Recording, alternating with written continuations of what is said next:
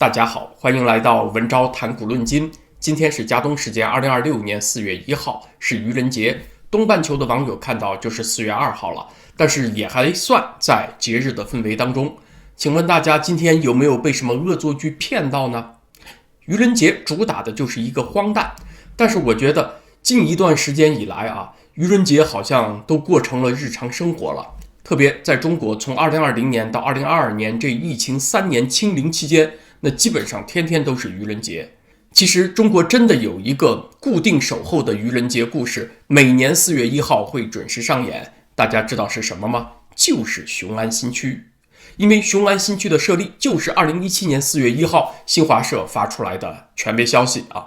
此後每到一年這個時候，官媒都會發表一些總結成就式的報道和紀念性的報道，帶領我們重溫這個記憶，每一年都不會落空。習近平也會在每年愚人節左右的這段時間去雄安打卡。像今年3月23號，他又去了雄安，例行驗收新都的建設工作和驗收逼遷工作這些例行事項，到今年已經滿過9週年了。雄安是我們這個時代最荒誕的事情之一，所有人都知道它是一個巨型爛尾工程，但是沒有退出的路徑，還得不停地往裡面投入資源，還得加碼，只要領袖在一天，這事兒就停不下來。它不僅僅是一個愚人節鬧劇這麼簡單，而是實實在在地加速了北京的衰落。北京的經濟生態，請問和中國的其他大城市比有什麼優勢嗎？它可不是什麼宜居之地，風沙大還缺水。其實它的優勢就在于它是中央政府所在地，是權力的中樞，圍繞着這個權力中樞有一個帝都經濟圈也就是一期節目當中我所說的總部經濟圈。因為中央政府還有中央黨委機關在這裡軍隊機關在這裡，還有央企加上中央級事業單位在這裡，再加上高校，再加上外企和民企的總部都在北京。那這個圈子呢，大約有400萬人左右，他們支撐起了北京核心區的房價，也支撐起了北京的高消費。而現在是強行要把這個圈子當中的一部分給疏散到雄安，那這就造成了經濟學上經典的效率耗散效應。那些能夠在北京創造消費、帶來真金白銀現金流的資源，有一部分被堆積到了雄安，但是它只是堆積，並沒有真正發揮作用，被固化成了不能夠創造任何收益的鋼筋水泥。看起來是挺氣派新的大樓建起來了，高鐵站建起来了，一切都是崭新的，但是它就是不創造收益。另外，在北京能夠實實在在創造價值的人，有一部分也被支去了雄安。搬遷到雄安的央企總部，還有他們的下屬2級子公司都制定了考核標準，普遍要求員工要有40%以上的時間物理待在雄安，那也就是1周2到3個工作日，這樣才能夠保證他們在北京的戶口。幹部要求待在雄安的時間更長。所有成年人都知道這樣一個真相，就是搬遷不等於實際運營運營是要求各方面資源也到位不僅是開展工作的資源，從員工生活的角度來講呢，雄安得有和北京大體相當的教育和醫療社會資源，得有可以接受的生活便利程度。現在則是由於這些條件不具備，人們得把大量時間花在北京和雄安之間的往來通勤上，許許多多生活上的事情都要回北京解決。對於那些需要和人打交道的工作，離開了他們熟悉的人際關係網絡，去了雄安也是無所事事你沒有辦法跟人們見面，沒有辦法在咖啡廳裡面勾兌了嘛。而這個網絡呢，你是沒有辦法平移到雄安的。那這就不是把東西從左邊口袋掏到右邊口袋這麼簡單了，而是在掏的过程當中，許許多多真金白銀從你的手指縫當中溜掉了，這就是典型的效率耗散。這種效率耗散在歷史上有一個準確的對標，咱們談古論今也談談古，也就是漢武帝的遷茂陵令。漢武帝在元朔2年，公元前127年發布了這條逼遷令為什麼叫逼遷呢？因為它是要求全國財產在300萬錢以上的富豪，通通都得搬家，搬到茂陵去，也就是現在陝西咸陽的東北是漢武帝為自己所建的陵墓所在地。為什麼要這麼幹呢？是要把當時的這些富豪和地方豪強都置於皇帝的直接監視之下，同時也充實關中的人口和財富。那麼需要錢的時候割韭菜也比較容易嘛。在當時交通和通訊效率比較低的情況下這些富豪們茁壯的韭菜們分散在全國各地，那收稅的時候也就不是那麼方便。現在把他們集中在皇上自己一伸胳膊就能夠得到的地方，割起韭菜來比較方便。否則他們分散在各地，還不僅仅是割韭菜費力的問題，而且他们很多是地头蛇，也有很多資源和方式躲避被割。那現在你就躲不了了。當然也不能說漢武帝完全是在逼啊，他在逼遷的同時也給出了一些甜头，給了一些鼓勵政策。比如政府會幫助你出錢搬家啊，每戶搬到茂陵來的給你20萬錢，同時給農田糧稉，作為你在新家園重新啟動的資本。那這道命令啊，確實是讓茂陵所在的茂陵驛迅速成長成為了一座消費型城市啊，甚至比首都長安還要繁華。那麼請問這些被逼遷去的富戶們後來怎麼樣了呢？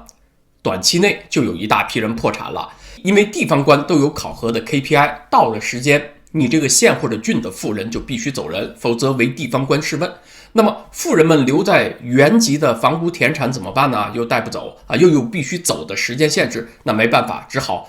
打折賤價處理掉。到了遷入地以後，又得重新安家置業，但又不是一個資源成熟的環境，所以很多事情得從頭做。土地要重新開發啊，農田水利得重新建，還得重新建屋，那麼大量財富就在這個過程當中被浪費掉了。在遷茂陵令之後的幾年，漢武帝又陸續推出了一系列稅收政策。公元前119年，漢武帝頒布了算民令，那這是一項財產稅，是專門針對商人徵收的，大約是政府評估你的財產啊，每2000錢的財產徵收120錢，稅率呢是6%。聽起來稅率不高，但是呢，這個標準完全在政府的掌握之中，它往往會把你的財產高估啊，所以你實際交的錢也不少。那現在這些富豪們遷到了茂陵，在天子身邊，又是政府行政力量、征管力量相當強大的地方，那韭菜不割更待何時呢？那肯定少不了啊，全国各地都有很多富人要逃稅。在幾年之後，漢武帝又推出了告民令，這條命令就更狠了，凡是揭發你鄰居藏匿財產的人，查證以後啊，你最多可以得到藏匿財產的1半，這等於就是鼓勵你去告鄰居的密嘛，這是極大破壞社會風氣的一道法令。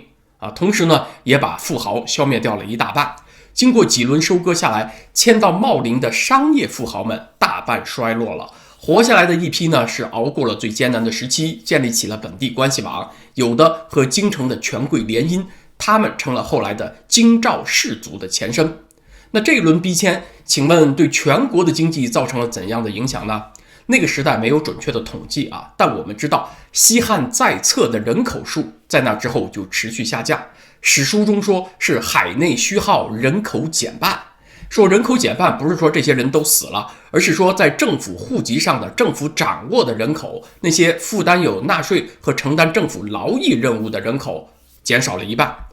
那也就是說明人們實實在在生育意願的確是降低了，像政府所報告的新增人口數大大減少了，而且人們也大量的從已經開墾的土地上逃離，逃到政府管不着的地方。其實我們從效率耗散的原理出發，非常容易腦補出遷茂陵令以後所發生的事。那個時代的商人可不只是買賣個東西啊，他們其實是扮演着批發、零售、物流、信貸和信用擔保等等一系列角色。這些職業在古代並沒有細分，都算是士農工商裡的商人。他們從一個地方收購物產賣到另外一個地方去。那麼不產糧食的地區，人們就可以靠手工業、靠其他方式獲得所需要的糧食。產糧的地區呢，人們也可以比較廉價的獲得其他生活物資，就不用把勞動時間花在什麼東西都要自己制造上。其實對於活絡整體經濟、提高人們的幸福水準，當然是非常有益的。同時，這些商人又向有需求的人提供信貸，他們還是社会信用的节点。有實力的商人往往是許多契約的擔保人和見證人。還不只是如此啊，在災荒年份，政府力量不足的時候，商人往往提供慈善救濟。其實這也是他們自身利益的需要。如果老百姓在災荒年份大批破產，那商人他就沒有收购物產的對象了嘛，也沒有銷售產品的對象了，而且他歷年賒欠的賬款也收不回來了。所以商人們是蕭條的最大受害者，所以他們也會非常主動的參與救災。可是你把這些最有價值的社會節點都抽走了，強行安置到另外一個地方去了，你只是把這些資源碼到那個地方而已，它實際脫離了原來的土壤，產生不了價值了，原來的那個社會網絡也瓦解了，所以蕭條的到來也就一點不奇怪了。這幾千年來，人類管理經濟活動積累了一條基本經驗，就是凡是看不見的手能夠發揮作用的地方，也就是市场能夠發揮作用的地方，权力这只看得见的手就尽量不要出场。即便他不得已要出场，也要有講究，就是要盡量和看不見的那只手相對接，激活市場網絡本來應該有的作用。每年4月1號關於雄安的周年報道其實也是在提醒我們當代的愚人是什麼樣愚人之所以為愚人，就是因為對權力有迷戀，以為權力萬能，所以運用權力的時候沒有節制。同時呢，也有可能是他受到了誤導，放大了他的偏見。比如當年漢武帝身邊就有主父偃這樣的聚敛之臣，就專門教皇上怎麼收割韭菜，他对漢武帝的影響非常大。而現在習近平身邊這樣的人就更不缺了。同樣，愚人也不是只在中南海，像馬杜羅和哈梅內伊，他們也很愚他們玩弄权術，實現自己的統治，這方面是很精明的，但是他們最後的下場都很愚蠢，所以終究還是愚人。如果說習近平身邊被一群馬屁精所圍繞多少是被這夥人有所誤導的話，那麼馬杜羅和哈梅內伊就是被中共給誤導了。他們真的以為中國提供的那個什麼 JY-27 反隱身雷達，還有紅旗防空導彈，就能夠克制美國的隱形戰機和 B-2 轟炸機了。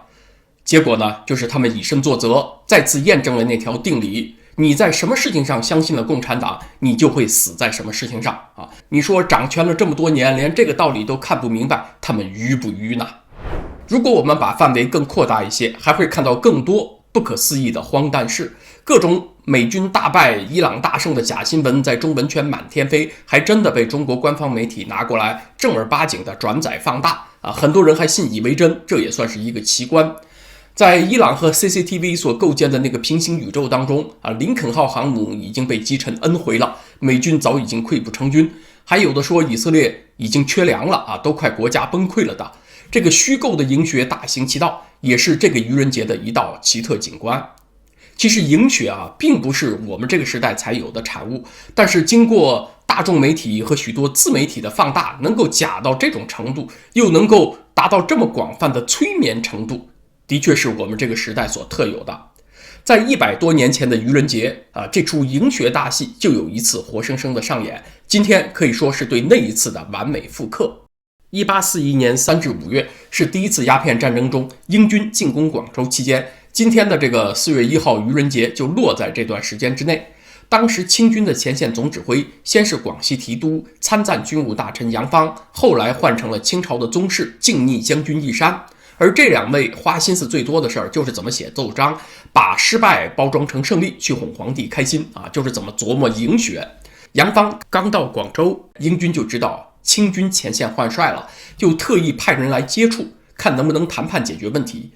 英軍派來的人坐小船接近了廣州外圍的炮台，基於談判的一般習慣英國人的小船上打着白旗。但是楊芳知道這個時候道光皇帝的心意是主戰的，那當然他就要表現的比道光皇帝更加好戰，就不能有任何一點體現出和平的意思。於是他馬上下令炮轟英國的小船，就把英國人給怼回去了。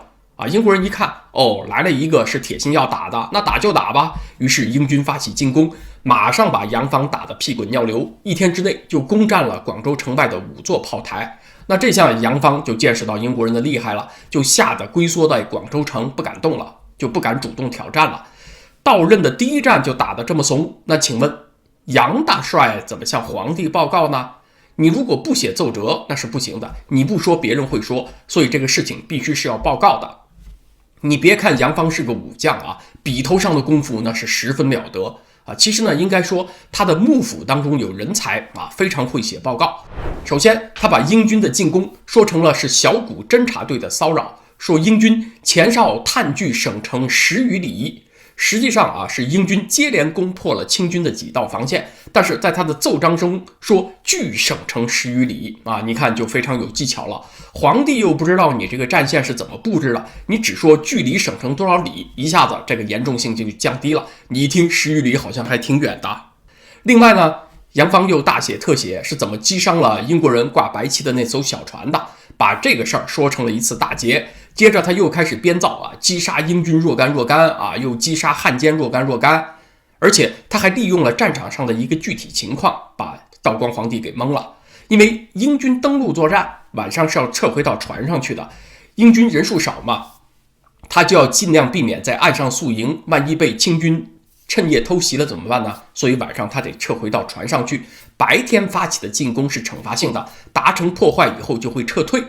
結果就是這麼一個常規的戰術性安排，就被楊芳包裝成了我奮起反擊，敵人逃跑了。但是問題也來了，那皇帝就會問，既然你都大捷了，為什麼不乾脆把敵人全殲了呢？你不得不說，楊芳在這方面的確考慮得很周全，連這一點他都想到了。他就在奏章當中寫道，臣之所以沒有追瓊寇是因為要擊糜他們。這個擊糜是什麼意思呢？就是說，如果我追得急了，英國人就會撤回到船上，然後駛離中國沿海，而英國人的船呢比我們快，這點楊芳是承認的，那我軍不就追不上了嗎？那我這樣打打停停，讓敵人呢覺得還有戲，他下回還會再來。那到時候等靖逆大將軍義山率領大部隊趕到的時候，那我們就可以把他們一鼓全殲了。那這通彩虹屁是吹得道光皇帝心花怒放，連連誇讚楊芳果然是智謀深遠，是國家棟梁啊。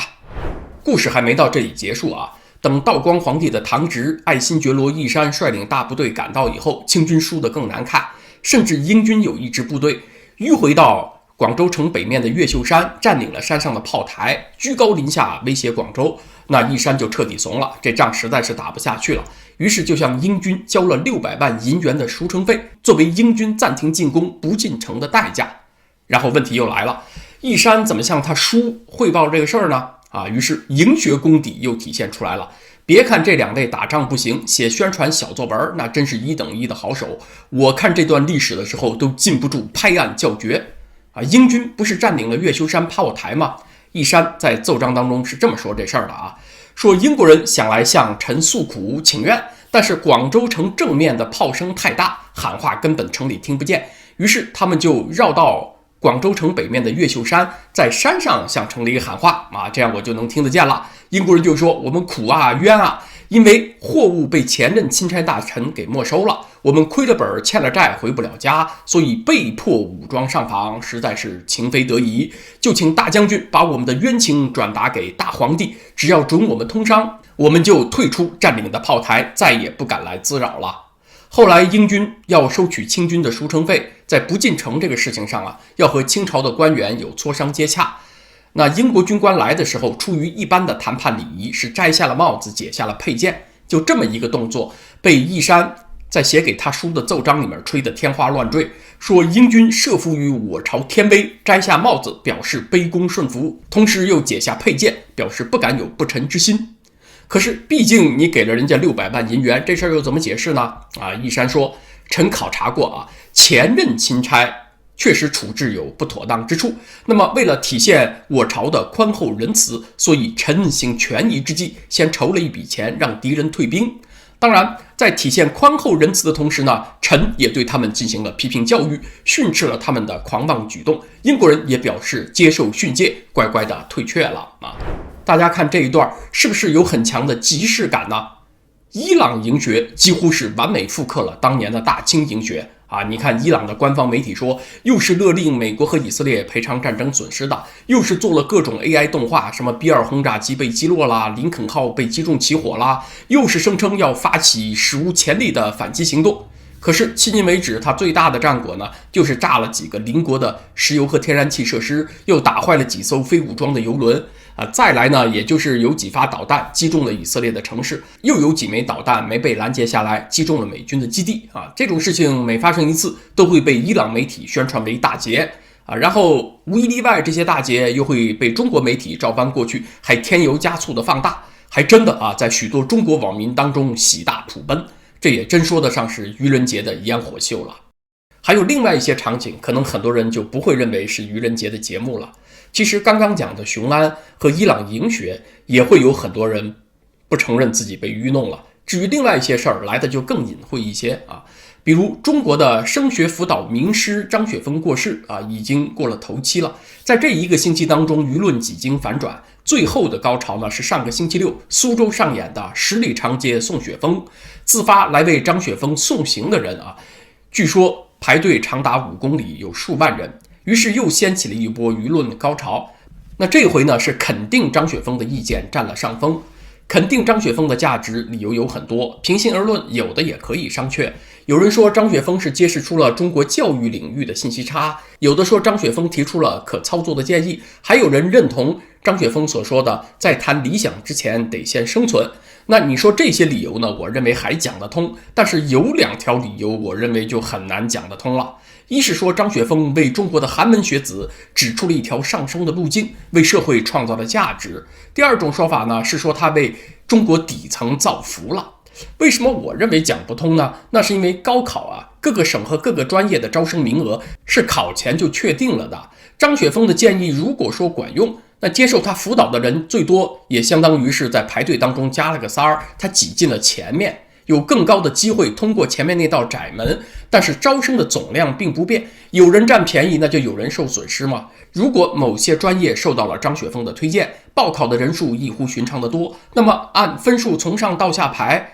那麼超出名額的人同樣會被調劑到冷門專業，或者乾脆考生就落榜了。所以張雪峰並沒有為社會創造價值，因為他並沒有帶來總量的增加，他只是以獨特的方式參與到了分配過程中去。他給一部分人指導，那造成另外一部分被擠掉的考生，請問他們的價值誰來關注呢？再說張老師對底層有幫助嗎？請問底層能夠出得起那1到2萬塊錢的諮詢費嗎？能買得起他那個夢想卡和圓夢卡嗎？哪來的造福底層？從來都是中層互卷，只是在這個卷的過程中，讓一部分人取得了對另外一部分人的優勢。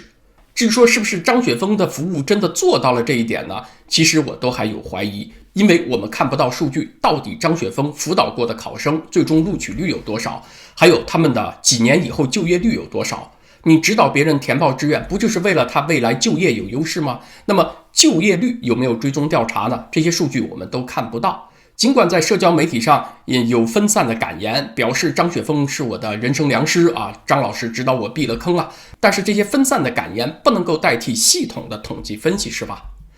總之，今年這個愚人節前後發生了許許多多事情把大家的神經都折騰得麻木了。許多本質上荒誕的事情聽起來呢，也不像是愚人節故事了，是吧？那麼今天這個話題咱們就聊到這兒，謝謝大家今天晚上美國總統川普計劃要發表重要講話，就是那個和美伊戰爭有關的重要講話。那估計明天星期四我還會再做一期 YouTube 節目。那到時候咱們再見。